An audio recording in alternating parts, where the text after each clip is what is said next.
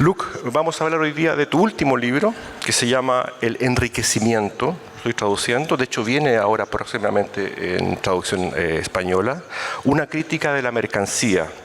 Y al interior de ese libro vamos a encontrar todo un pasaje, todos unos pasajes sobre el patrimonio, la patrimonialización, que es el tema de la conversación de hoy día. Es decir, es un puntito en este universo temático de Luc Boltanski que nos pareció relevante para esta instancia, el puerto de ideas acá en Valparaíso, un gran tema muy importante hoy día. Luc, muchas gracias. Espero haber sido justo con esta presentación tan breve. Me vas a corregir ahora o después. Prefiero después. Te voy a preguntar para iniciar esta conversación sobre tu último libro. ¿Cómo lo presentarías de modo general? De modo que todos podamos entender, sociólogos y no sociólogos, gente que no está en la academia. Sobre todo un concepto, ¿no? Como enriquecimiento, que tiene esta doble dimensión. Por un lado, se enriquece algo mediante otra cosa. Ese es un concepto, una noción. Y lo otro es profitar, ¿sí?, de alguna situación, enriquecerse en el sentido más común del término, ¿no? Partamos, Luc, ¿te parece? Muchas gracias. Merci beaucoup. Muchas gracias, Mohu. Es una presentación maravillosa que me enrojece, me avergüenza. Son muchos los elogios y conocen mi trabajo mejor que yo mismo. Y debo decir que es ampliamente gracias a Mohu que me interesé nuevamente a la escuela de Frankfurt. Y nos hemos encontrado en Frankfurt, por lo demás. Y quisiera agradecer a todos quienes han hecho posible este viaje, esta estadía. Puerto de Ideas, en primer lugar. CORES, el Centro de Estudio y Conflictos de Cohesión Social. El programa de doctorado de teoría crítica de la Universidad Andrés Bello y evidentemente la Embajada de Francia y el Instituto Francés. Entonces, me has pedido de entregar una primera caracterización un poco general de enriquecimiento y las razones por las cuales Arnaud Esqueré, que es miembro del CNRS en Francia, con quien trabajo hace mucho tiempo, hemos realizado este estudio.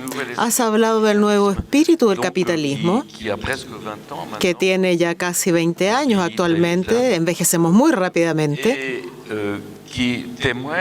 y que es testimonio de un interés antiguo por la evolución del capitalismo en el mundo occidental y particularmente en Europa.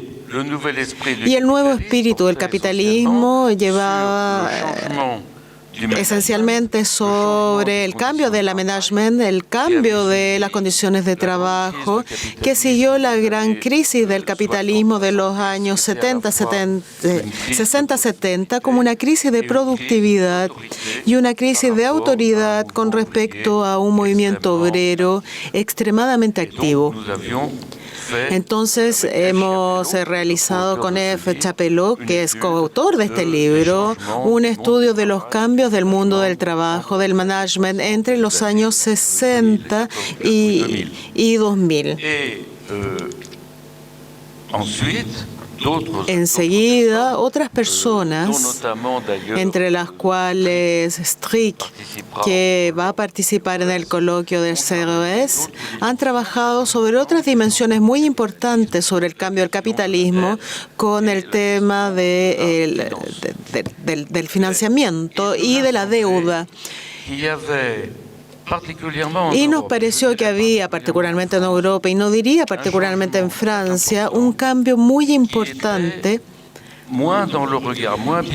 que estaba menos observado por los economistas, como por los políticos, los gobernantes y también por los actores críticos, y que tenía un rol social extremadamente importante. Y me refiero al cambio que hemos intentado describir y analizar en enriquecimiento. Entonces se trata de un libro que tiene dos aspectos.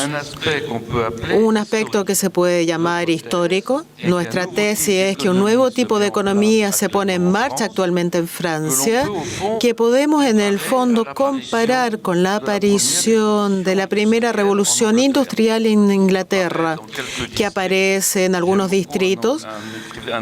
Me gusta mucho Ridley, un historiador inglés que lo describe muy bien. Nadie entiende muy bien qué ocurre y luego toma súbitamente una importancia mundial.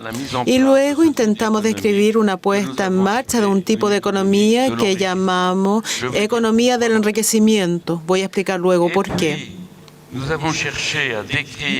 También intentamos describir los cambios sociales y geográficos que suscitaba ese desarrollo económico.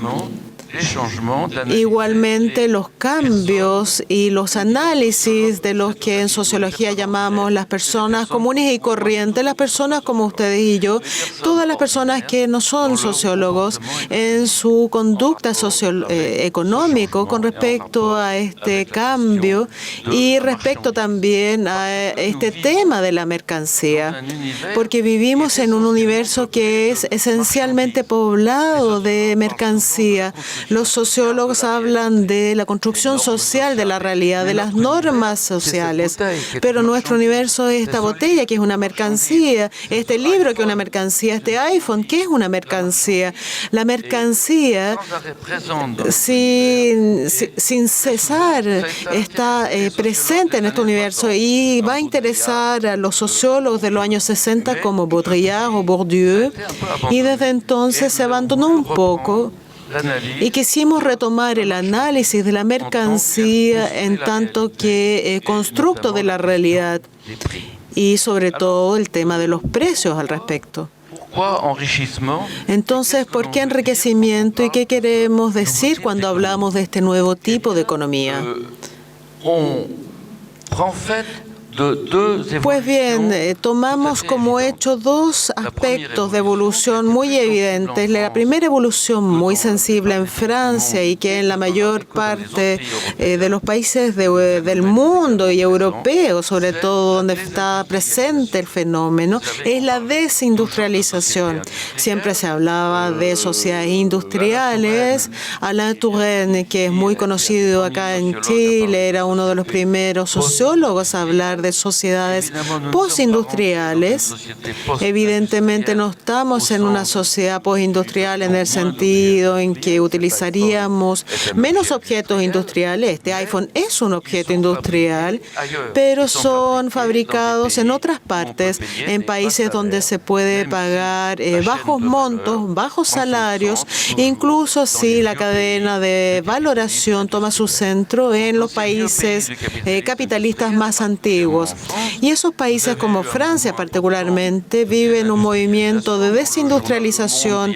En el periódico Le Monde hace 2 días se publicaban el cierre de industrias en el este de Francia, y ese movimiento ha ido a la par con un incremento de la cesantía, particularmente en el mundo obrero, con un cambio de ese mundo obrero que frecuentemente era socialista o comunista hacia movimientos de extrema derecha o movimientos llamados populistas como el Frente Nacional en Francia. Pues bien, es ese primer movimiento del que quiero hablar. Y hay un segundo movimiento, una suerte de paradoja, como ocurre en Francia, que se desindustrializa, que ya no produce mucho. Producimos armas, por desgracia, muchas armas, y eso no se vende en los negocios todos los días. Francia entonces que produce pocas cosas y donde la cesantía es muy importante, donde las desigualdades aumentan y que sin embargo es un país donde la cantidad de ricos aumenta y que es un globalmente rico como país. Entonces, ¿cómo explican un fenómeno como ese?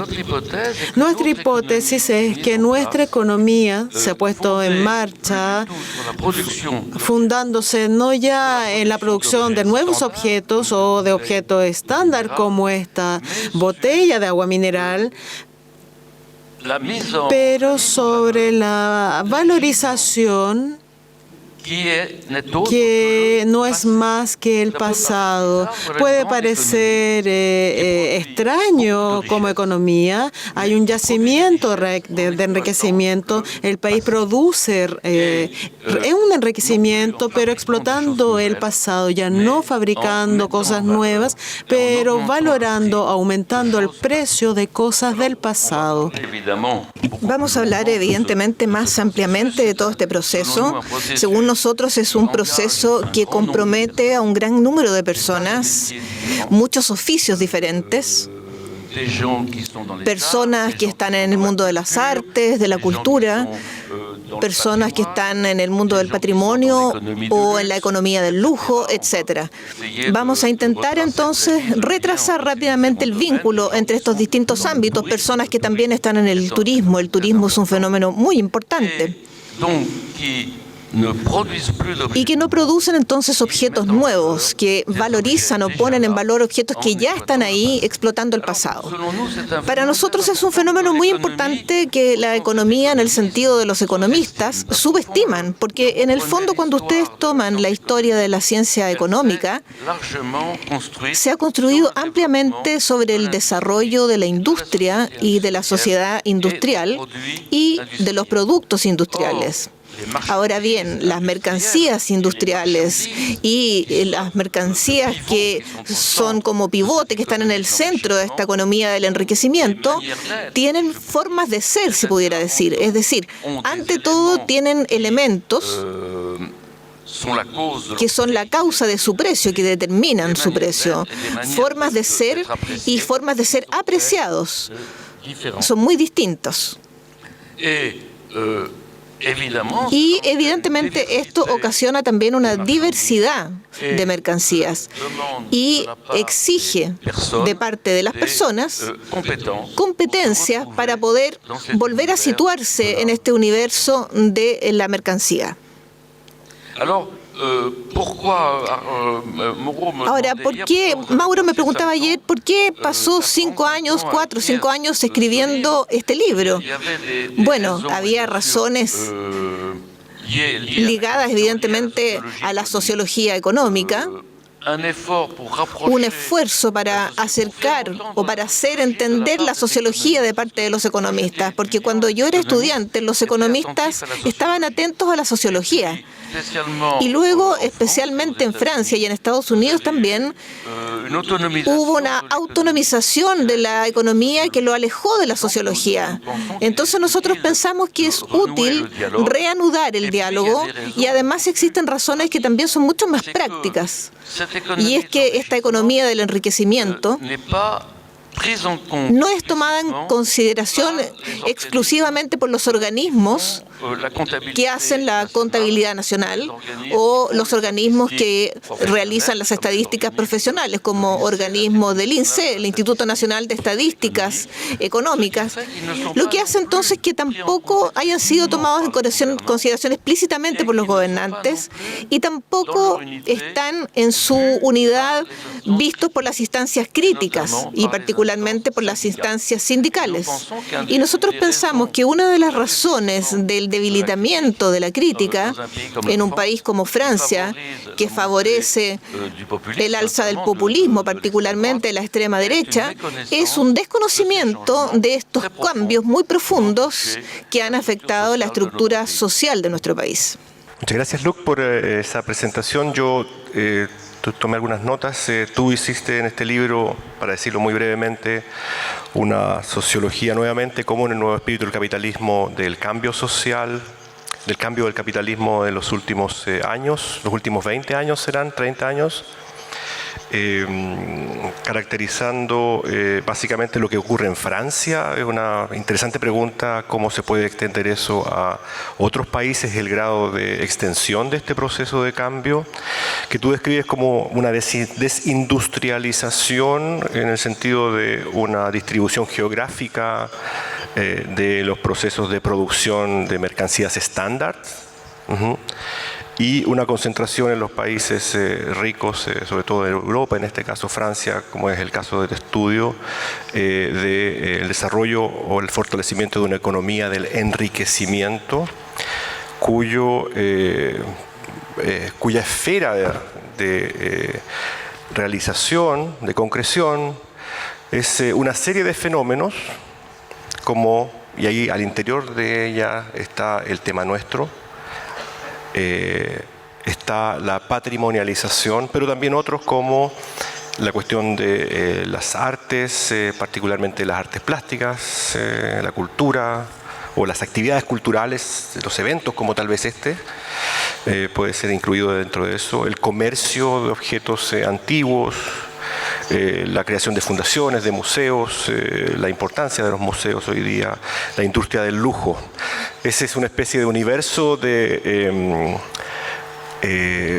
fenómenos, prácticas distintas. Y aquí es el momento sociológico tal vez más interesante del libro, o uno de los más interesantes, es darse cuenta de que todas estas prácticas, que en principio son distintas, están puestas en relación, ¿ya?, bajo el paraguas de una economía, una esfera económica particular, a través de la cual hoy día el capitalismo encuentra nuevos espacios de desarrollo, que es la que tú llamas economía del enriquecimiento, ¿ya?, dentro del marco de un capitalismo integral, ¿no?, que tiene varias formas de desarrollarse o desarrollar la idea del enriquecimiento o de la valorización.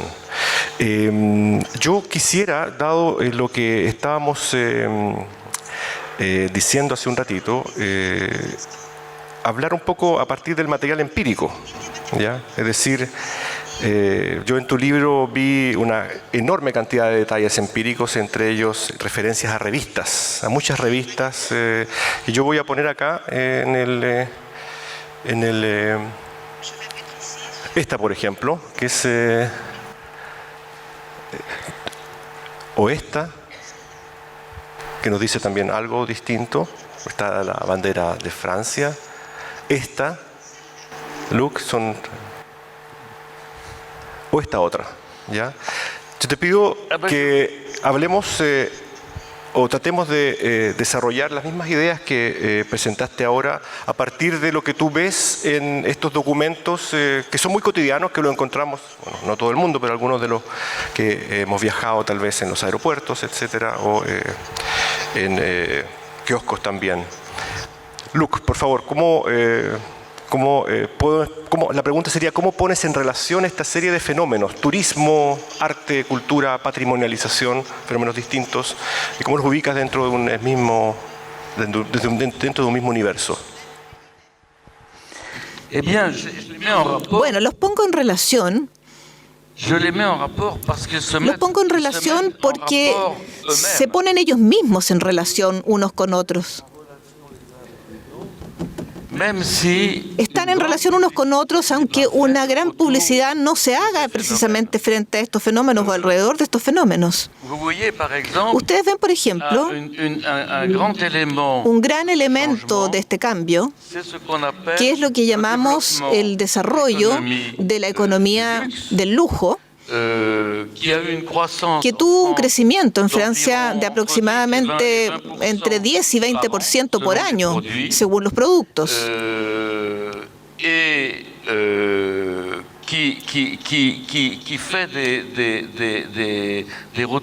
Y que da un retorno a la inversión extremadamente importante. Las firmas de lujo son bastante poco precisas al respecto, pero las ganancias, los beneficios son muy importantes. En el caso de la economía del lujo, lo que le da el valor al producto es la etiqueta Francia. Ustedes tienen agencias de marketing que van a desarrollar el marketing de la región o del país. El producto en sí mismo, tal vez fabricado en el extranjero, pero no se va a decir eso. Por ejemplo, si ustedes toman los grandes perfumes, no voy a nombrar marcas, pero los grandes perfumes, la participación en el precio que ustedes van a pagar del líquido, que es el perfume, es de aproximadamente 5% sobre el precio global de la botella. Y el resto es Francia. Están comprando Francia. Es Saint-Germain-des-Prés, es la calle de Sèvres, es el chic francés, el recuerdo de los escritores del siglo XIX, etc. Entonces se han desarrollado, y justamente Mauro hacía alusión a esto, se han desarrollado suplementos semanales de los grandes diarios, porque en Francia la gran prensa está en crisis económica y no llega a sobrevivir, y solamente logra sobrevivir gracias a la publicidad de estas firmas de lujo, particularmente de relojes, por ejemplo, de botellas de champagne, de moda, de vestimenta, todo lo que hace que la libertad de la prensa se ve un poco limitada por esta necesidad de tener aportes publicitarios. Hace algunos años hubo un asunto como este, donde uno de los grandes patrones del lujo fue criticado por un periódico de izquierda que se llama Liberación, y este periódico perdió durante algunos meses su publicidad y estuvo a punto de irse a la quiebra. Y en Estados Unidos hay un fenómeno parecido. Tienen el suplemento del New York Times, que se parece bastante a M. Le Monde, que es el suplemento de Le Monde en Francia. Y luego hay un documento, un material que es muy asequible, muy fácil y es muy interesante, y es Air France Magazine, desde donde vienen justamente estas publicidades. Air France Magazine. Esto es publicado por Air France y se distribuye a las personas que tienen la buena o la mala idea de tomar esta línea aérea. Pero lo que les puede interesar es que Air France Magazine, y yo lo descubrí con una gran sorpresa, la verdad, es fabricado y editado por mi editor, que es Gallimard, y que es un editor francés muy conocido por la literatura, editor, por ejemplo, de Jean-Paul Sartre, es el editor de Foucault, y ahora también es el editor de Air France Magazine. Y ahora entró en contacto con una de las más grandes firmas, Gallimard, con una de las más grandes firmas de lujo que se llama LVMH, que es dirigida por el célebre Bernard Arnault, que entró en el capital de Gallimard, y los colaboradores trabajan también en Air France Magazine. Entonces, en Air France Magazine hemos visto primero una botella de champaña. La vemos en todas partes. Ahora tienen todo un ámbito en Francia muy importante que utiliza miles de empleos y que es el lujo alimenticio, y que está ligado a una dualización de la alimentación, con una alimentación industrial para los pobres, que consiste, como en todas partes del mundo, como en Estados Unidos, por ejemplo, en una alimentación de lujo también, con referencias un poco ecológicas y sobre todo referencias de tradición. La palabra tradición es absolutamente central y hacen referencia a terroir. Entonces, en esta economía de lujo de la alimentación, tienen muchas cosas buenas, tienen vinos, Tienen champagne, tienen licores, tienen foie gras. Tienen también las distintas regiones que se van descubriendo ahora con una especialidad y tienen un marco jurídico de manera de impedir que otras regiones u otros países adquieran el nombre. Si ustedes, por ejemplo, a lo mejor esto no les va a decir mucho, pero los Calisson d'Aix son pasteles que se hacen con pasta de almendra, que son bastante caros y que pueden ser fabricados solamente en Aix, no pueden ser fabricados en otro lugar. Y tienen también ahora agencias, que son agencias de construcción del valor en el ámbito del lujo alimenticio. Yo había leído un artículo muy interesante sobre la castaña. La castaña era abundante en una región muy pobre del centro de Francia y servía para hacer sopa en el invierno cuando ya no había trigo. Entonces, esta agencia se había ocupado en la región de desarrollar la castaña como un elemento de lujo, inventando nuevos productos alrededor de la castaña. Entonces, al lado, por ejemplo, si toman el lujo alimenticio, corresponde al equivalente en Francia del automóvil y de la aeronáutica, como contribución a los productos nacionales. Entonces tienen también el lujo simple y corto. Dije yo algo respecto a esto. Las grandes casas o las dos principales casas en Francia actualmente, firmas o grupos de lujo, son LVMH con Bernard Arnault y también Kering. Kering, podemos mostrar tal vez otra imagen. Esta sobre la desindustrialización la vamos a observar. La otra imagen, por favor. En Turín, verán, en Italia tienen un proceso similar. Turín era el centro de la industria automovilística italiana y Lingotto, que es un barrio de Turín, tienen la construcción de una gran planta industrial al término de los años 20. Y sobre el techo de la planta hay un circuito de ensayo de automóviles. Y en los años 60, 70 y luego 68, Turín era el lugar de grandes luchas obreras.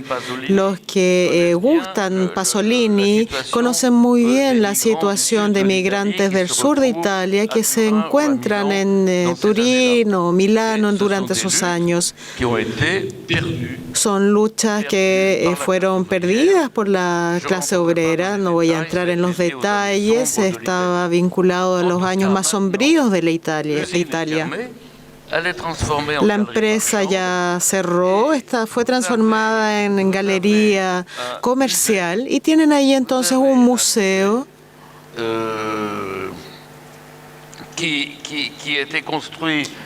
que fue construido por Macchiano, un arquitecto bastante famoso, en el que podemos visitar la colección de arte de la familia Angelini, que son los dueños de Fiat. Entonces pasamos de un lugar de culto, el movimiento obrero, a un lugar de cultura, de jefes de empresa. Entonces el vínculo muy importante entre el lujo y el mundo del arte. Los grandes lugares de museo, por ejemplo, tienen la Fundación Vuitton en París,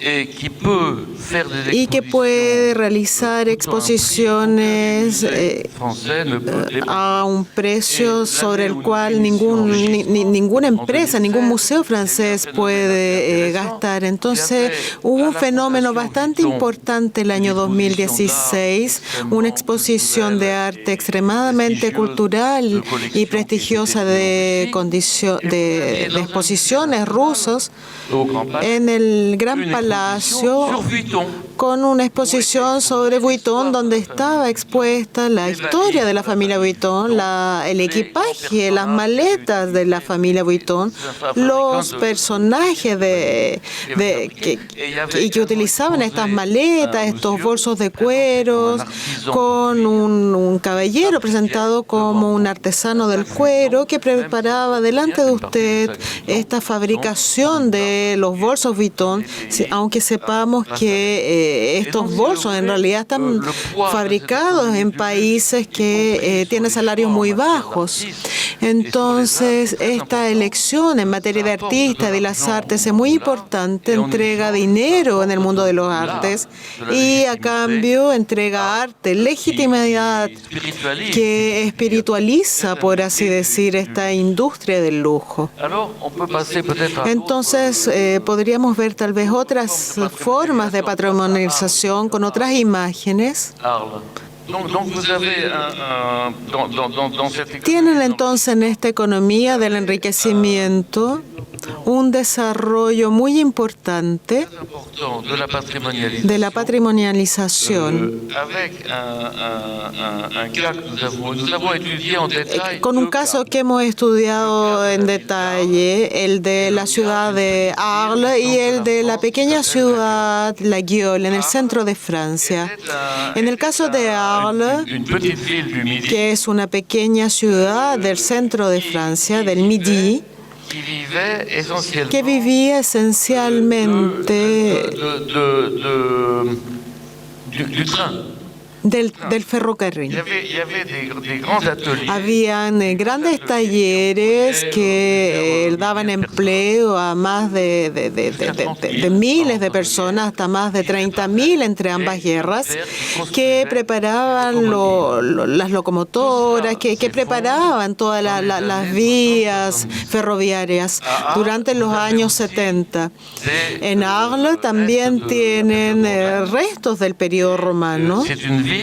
Y es una ciudad que rápidamente atrae a muchos artistas. Hay una broma que no hay que tomar muy en serio, pero si ustedes quieren enriquecer una ciudad o un pueblito, si quieren pasar de una economía rural, industrial, antigua, a una economía del enriquecimiento, hay que tener una inversión en los artistas, hay que traer artistas, sobre todo si son conocidos, porque van a traer detrás de ellos a compradores que son muy adinerados y que van a comprar entonces casas en ese lugar y van a aportar ese enriquecimiento a esa ciudad. Entonces, Arles tiene un declive con una cesantía muy alta en el sur de Francia. Entonces, el alcalde es comunista, hizo sociología. Y ocurre que hay una familia que es una de las familias más ricas de Suiza. Sintió cierta pasión por la región y la ciudad de Arles y construyó allí una fundación que se llama Luma, la Fundación Luma, y decidieron construir allí sobre los inmuebles que estaban ahí, como Buckingham en Bilbao, de construir sobre esas edificaciones de la fabricación de locomotoras una enorme fundación de arte cuya imagen no tenemos en este momento. Y Franck Gehry construyó entonces, que es un cerro, y entonces el alcalde espera transformar allí la población de esta pequeña ciudad, haciéndola pasar desde una población obrera a una población de personas interesadas por el ámbito cultural. Entonces, ese es un caso. Otro de los casos que estudiamos es el de una ciudad del centro del Macizo Central que se llama La Guiole. Y La Guiole vivía esencialmente de las vacas, de la ganadería bovina. Y hay algunos emprendedores locales que nacieron en París, que tuvieron ideas muy interesantes, y entre ellos había un restaurador que construyó un restaurante con una pista de aterrizaje de helicópteros. Y es un restaurante donde uno come toda índole de cosas naturales, incluyendo flores que crecen allí en esa zona. Y otro emprendedor también inventó la idea, hay que decir, con un cuchillo tradicional, que es el cuchillo de La Guiole. Entonces hay otra ciudad muy cercana, que es Thiers, que también hace cuchillos. Y entonces envió gente de La Guiole a Thiers para aprender a hacer estos cuchillos. Y un diseñador diseñó entonces estos cuchillos de Berger, que es de la tradición de ese lugar.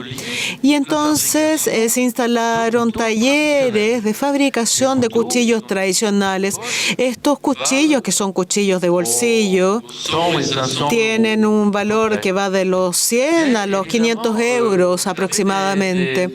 Entonces, evidentemente, tienen fabricantes de cuchillos pakistaníes que se dieron cuenta que no había protección de este apelativo, La Guiole, y que empezaron a fabricar en Pakistán cuchillos industriales que se parecen a los cuchillos de La Guiole, que valen de 10 a 20 euros.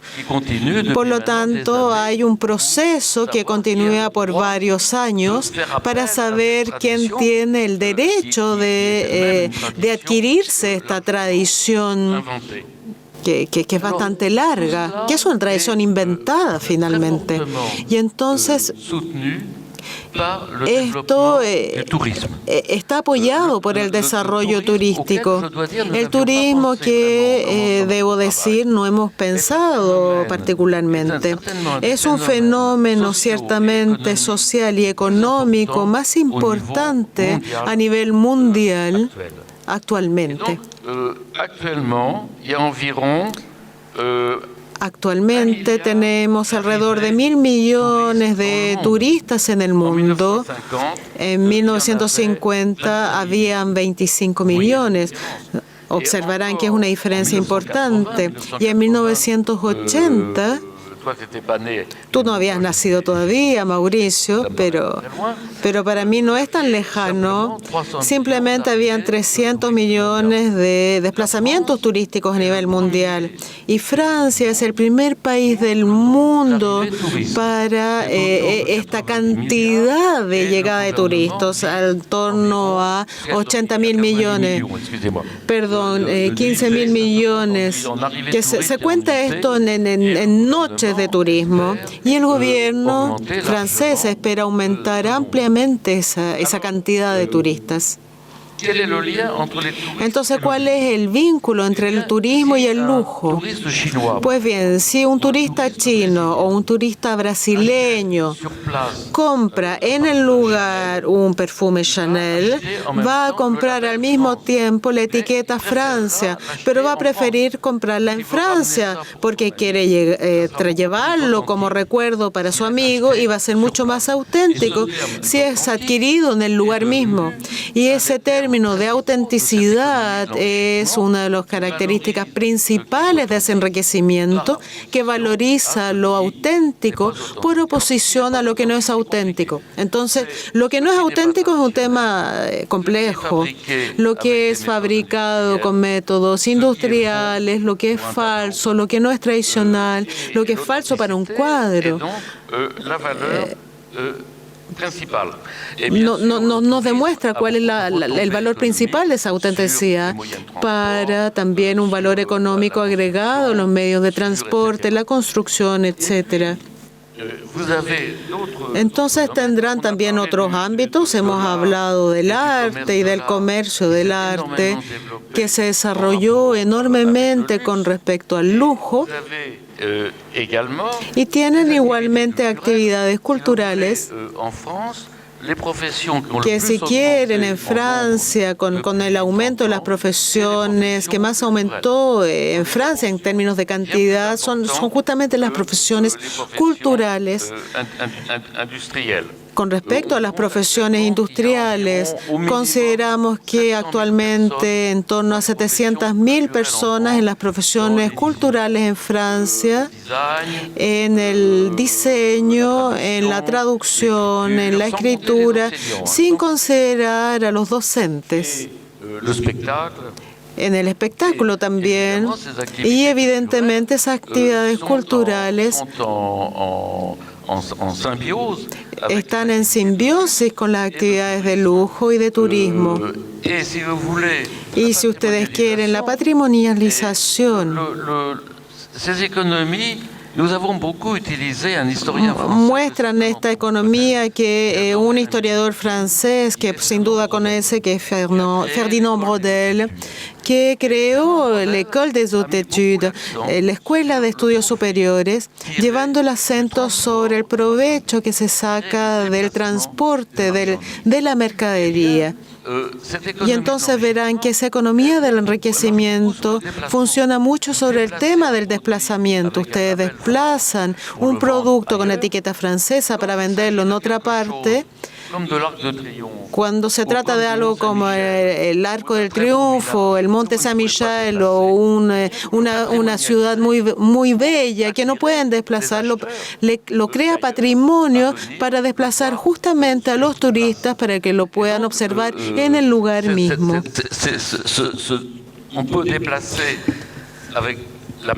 Podemos desplazar entonces con la mercancía o podemos desplazar a los compradores de la mercancía.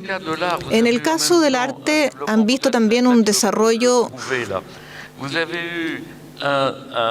han tenido y han visto un desarrollo muy importante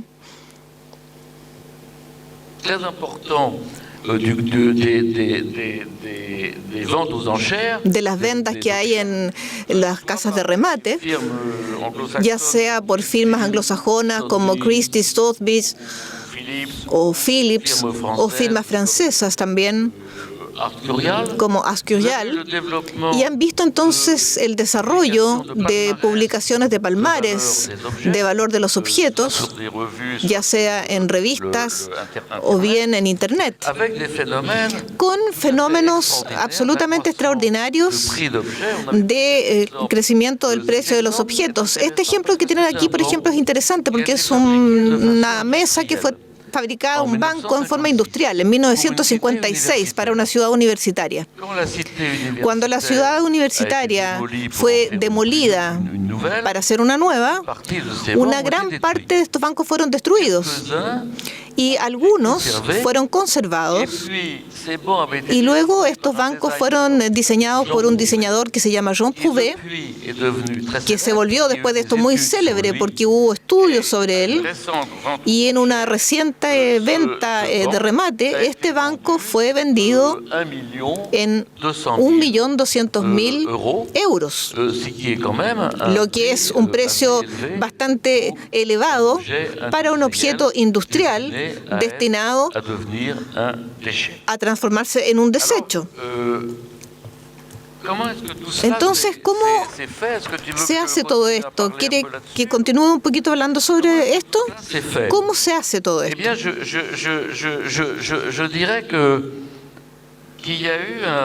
Yo diría que hubo un profeta de este cambio económico, si pudiera decirlo. No sé si estaría contento porque se evita que le digan profeta. Jacques Lang.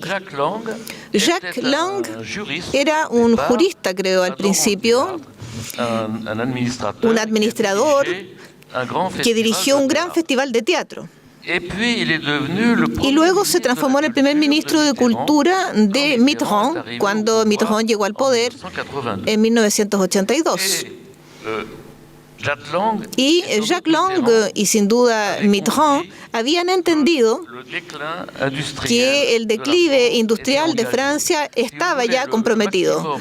El máximo industrial de Francia en 1975 y después hay un declive y no ha dejado de declinar.